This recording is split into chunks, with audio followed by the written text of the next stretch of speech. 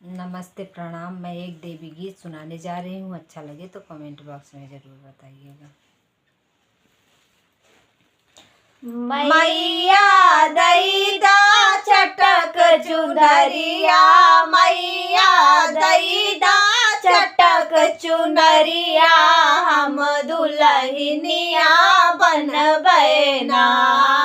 मैया दैदा चटक चुनरिया, मैया दैदा चटक चुनरिया, हम दुल्हनिया बनबै ना।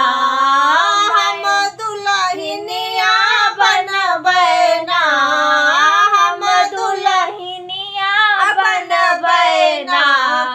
जौ मोरे राजा बागों में जई है, जौ मोरे राजा बागों में जई है, हम मालिनिया बनबै ना।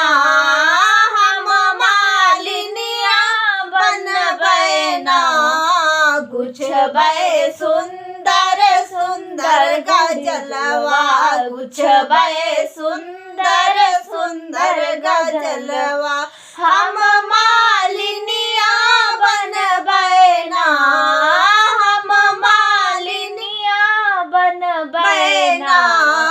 मैया दैदा चटक चुनरिया, मैया दैदा चटक चुनरिया, हम दुल्हनिया बनबै ना। हम दुल्हनिया बनबै ना। मैया दैदा चटक चुनरिया, हम दुल्हनिया बनबै ना। जौ मोरे राजा कुआनो पे जई है, जौ मोरे राजा कुआनो पे जई है, हम कहरनिया बनबै ना। हम कहरनिया बनबै ना।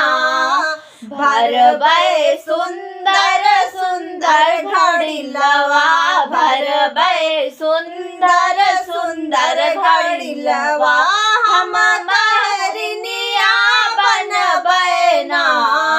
हम कहरनिया बनबै ना। मैया दैदा चटक चुनरिया, मैया दैदा चटक चुनरिया, हम दुल्हनिया